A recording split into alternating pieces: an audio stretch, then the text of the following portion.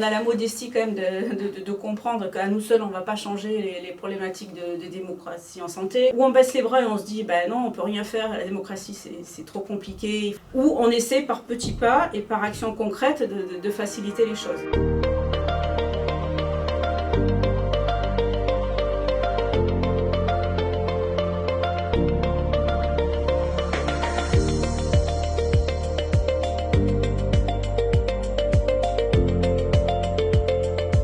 La CPTS est une communauté professionnelle territoire de santé. Donc en fait, ce sont des structures qui coordonnent et qui font adhérer sur la base du volontariat des professionnels ou des établissements, mais sur une base territoriale. C'est vraiment l'enjeu des CPTS, c'est vraiment le maillage territorial. Et donc moi j'appartiens effectivement maintenant à une CPTS de catégorie 3, donc parce qu'il y a une hiérarchie dans la taille des CPTS. Donc la nôtre c'est une catégorie 3 qui regroupe environ 7-8 communes, donc dans le Val d'Oise centre. Et je me suis engagée dans cette CPTS à partir de mandats locaux, puisque j'étais déjà représentant des usagers dans une clinique du territoire. Donc ça m'a paru assez naturel en étant RU dans une clinique du territoire, de participer à ces travaux de coordination de la CPTS, qui a 4 missions principales, notamment de favoriser l'accès aux soins, notamment aux médecins traitants, de coordonner les professionnels de santé, de mettre en place des actions de prévention, de travailler sur la qualité et la pertinence des soins. Donc autour de ces missions-là, je me suis dit qu'avec mes différents mandats, de caisse primaire, d'établissement de soins, ça pouvait avoir un sens de m'engager.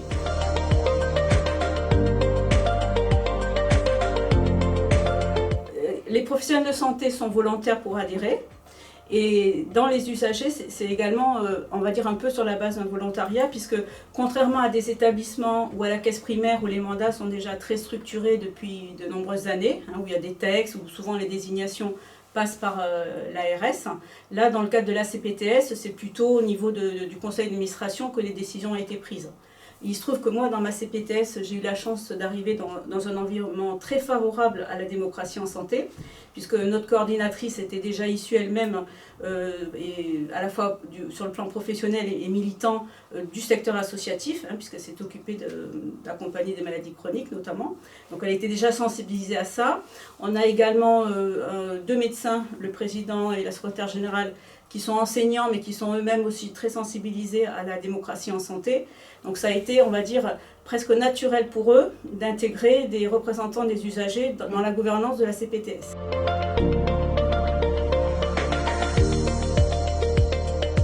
On a commencé à être invité un petit peu en observatrice, on va dire.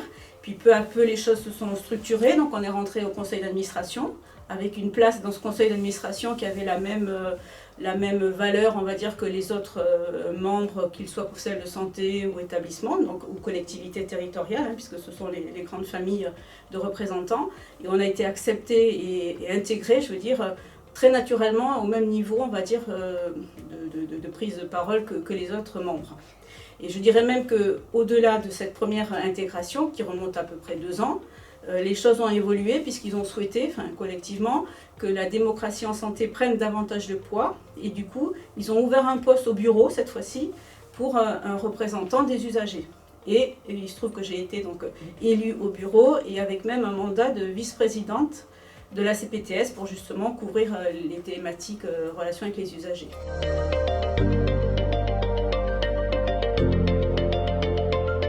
Notre rôle, c'est d'une part bien sûr d'essayer de remonter les besoins de la population et des patients du territoire, puisque en nous appuyant sur différentes associations présentes sur le territoire, on a un rôle évidemment de sentinelle un peu ou d'alerte et de remontée des besoins.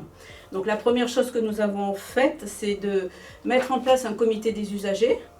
Donc à partir des 2 administratrices, on va dire, on s'est entouré d'un comité des usagers où on a réussi à intégrer donc des représentants d'associations locales, parce que je pense que ce qui est important sur la CPTS, c'est d'avoir des ancrages territoriaux avec des gens qui connaissent le territoire, les communes et qui s'engagent au plan local. Alors on participe au bureau, au conseil d'administration, où là on a une vision d'ensemble et on peut donner notre point de vue sur les usagers, est-ce qu'ils sont associés aux différents dispositifs, est-ce que c'est pris en compte ou pas, enfin, donc il y a ce niveau-là de gouvernance. Ensuite, il y a des projets qui se mettent en place au sein de la CPTS où l'on est associé, puisque la dimension patient, compte tenu de la maturité de l'équipe sur ces sujets d'associer les patients aux différentes mesures, on associe des patients. Donc, par exemple, je vous donne un exemple, on a travaillé sur un protocole sur la prise en charge du pied diabétique pour les patients atteints de diabète, avec une sensibilisation sur les complications de pied, éviter les amputations, enfin ce genre de sujet. Donc il y a un protocole qui s'est mis en place entre l'hôpital d'Aubonne et l'offre de soins en ville. Mais les patients diabétiques qu'on a identifiés ont été associés, notamment pour élaborer tout un dépliant d'informations de prévention qui a été mis à disposition ou chez les professionnels de la ville ou à l'hôpital, où on apporte des messages de prévention et de sensibilisation. Donc ça, c'est un exemple concret, vous voyez, où on a une entrée par pathologie. Mais au-delà de ça, on a fait également des actions plus générales, puisqu'on a élaboré des affiches et des dépliants sur le droit des usagers, donc bien sûr en s'inspirant de toute la production de France Asso, hein, on n'a pas réinventé les choses, mais on a décliné, on a personnalisé les grandes thématiques du droit des usagers, en mettant à disposition, pareil, hein, des établissements ou de l'offre de ville, de l'offre de soins de ville, des dépliants et des affiches. Et on a également sur le site internet élaboré toute une information, on va dire un peu de synthèse sur ce qu'est l'offre de soins. Ce que font par exemple un médecin traitant, des infirmières en pratique avancée, certains transferts de compétences qui ont été donnés dans notre territoire aux pharmaciens, notamment pour dépister, pour traiter la cystite ou les angines en cas de difficulté d'accès aux médecins. Donc tous ces nouveaux dispositifs du territoire, on a essayé d'expliquer comment on se rendait, parce qu'on a aussi une maison médicale de garde par exemple, donc comment on accède à ce type de structure, quelles sont, voilà, pour essayer d'informer les patients du territoire sur comment recourir à des soins dans un contexte de pénurie, parce qu'on n'est pas à l'abri non plus des difficultés nationales d'accès dans le 95. L'idée, c'est vraiment de partir de petits, mais de travailler sur le maillage avec des acteurs de terrain impliqués, qui connaissent les uns les autres, qui connaissent les établissements. En plus, en ayant les RU des différents établissements, on a une vision on va dire, par l'intérieur des différents établissements, donc on peut compter sur eux aussi pour amener de la documentation. Par exemple, là, suite à la dernière réunion de notre comité des usagers, il y a une personne qui est représentante des usagers à l'hôpital Simone Veil, qui est elle-même handicapée, une personne handicapée, qui a remonté la thématique de l'accessibilité des cabinets, hein, ce qui n'était pas venu spontanément les deux précédentes années, puisqu'on n'était pas confrontés au sujet. Et avec elle, et grâce à elle, on va ouvrir cette thématique de recenser les capacités de recevoir des cabinets et l'accessibilité pour des personnes handicapées. C'est bien parce qu'elle est sur le local, qu'elle connaît aussi cette difficulté d'accéder, qu'on a fait sortir cette thématique. Je trouve ça très intéressant parce que c'est à la fois, déjà aussi, ça permet d'être ancré dans une activité presque professionnelle, avec des gens actifs qui travaillent, qui sont dans des tranches d'âge un peu, on va dire, différentes de peut-être certains RU qui sont plus, on va dire, ou retraités ou en deuxième partie de carrière professionnelle. Donc là, on croise des professionnels de santé jeunes, qui sont en pleine activité. Donc ça fait aussi voir les problématiques avec des angles de vue différents. Donc ça, moi, j'apprécie beaucoup aussi ce côté multi-professionnel, multi-âge, et puis avec quand même un enjeu, des objectifs communs de répondre à des besoins de patients du territoire, avec des moyens qui me paraissent être bons, on va dire sains, c'est-à-dire c'est le dialogue, c'est la communication, c'est la prévention, c'est la co-construction, c'est voilà, des choses qui me parlent en tant que personne et que représentant des usagers. Non, on s'est vraiment jamais heurté. Alors après, je vous dis, c'est un apprentissage aussi au fil du temps. On a de mieux en mieux travaillé. Mais je pense que c'est un sujet au-delà de la nôtre. C'est quand même un sujet qui intéresse les CPTS, ce sujet-là, la démocratie en santé. Parce que pour vous donner un exemple, il y a eu récemment donc la journée des CPTS qui a eu lieu à Tours. Pendant 2 jours, il y avait un grand congrès de toutes les CPTS de France à Tours. Et on a été invité donc à animer un atelier sur la démocratie en santé dans les CPTS. Et l'atelier était plein, donc il y avait plus d'une trentaine 30 ou peut-être même davantage personnes qui sont venues s'interroger, regarder, observer ce qui pouvait être fait en intégrant des représentants d'usagers dans les CPTS. Donc je pense que c'est quand même un sujet qui parle. Et puis on voit bien que sur plein de sujets, je vous ai parlé des actions de communication, mais on pourrait aussi parler demain de l'éducation thérapeutique du patient, on pourrait parler de la prévention.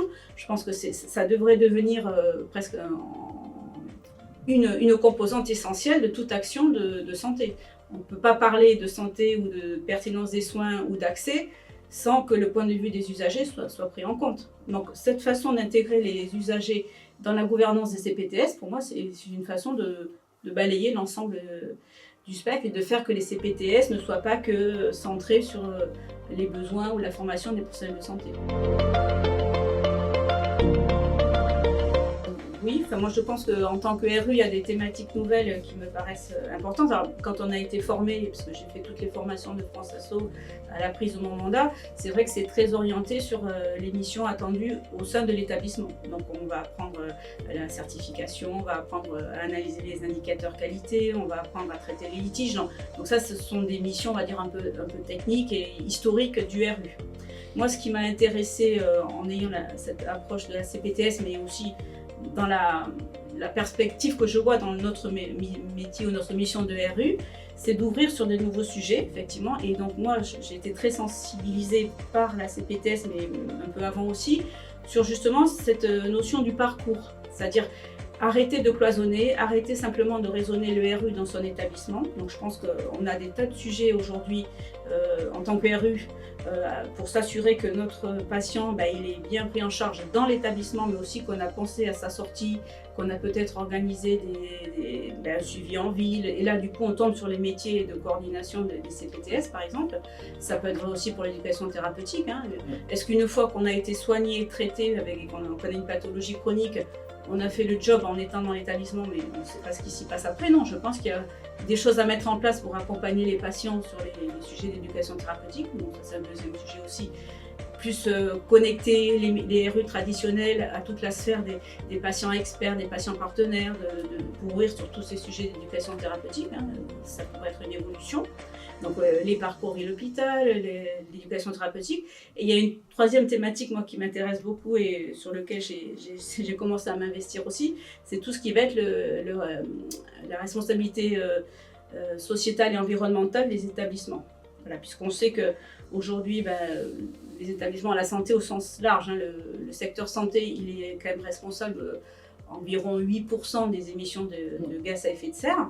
Et on voit bien qu'on aurait aussi, en tant que RU, des choses à mettre en place au niveau d'un meilleur usage des ressources au sens large, dans les établissements, mais peut-être aussi au-delà. Et c'est pour ça qu'y compris dans mon établissement, je vais participer bientôt au COPIL RSE, donc on va essayer justement de booster et de mettre davantage d'actions en place sur les sujets achat, transport, économie, tout ce qui peut donner lieu justement à un meilleur usage des ressources, quelles qu'elles soient. Mais dans le cadre de la CPTS aussi, on va essayer d'ouvrir le sujet de la nutrition, par exemple, du bien manger et de la nutrition.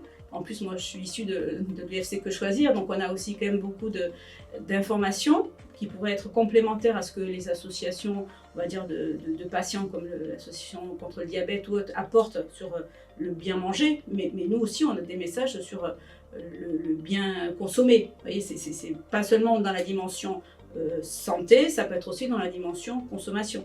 Avoir des réflexes anti-gâchis, circuit court, connaître le Nutri-Score, enfin des choses comme ça qui peuvent, je pense, contribuer, si on met toutes ces compétences bout à bout, à une meilleure appropriation de la santé et des déterminants de la santé. Donc c'est un peu loin peut-être aujourd'hui du rôle du RU, tel qu'on l'a, on va dire, organisé dans les textes, mais moi ça c'est des thématiques qui me passionnent pour demain. Oui. De toute façon, je pense que dès qu'on arrive à se sortir de sa zone de confort, c'est enrichissant.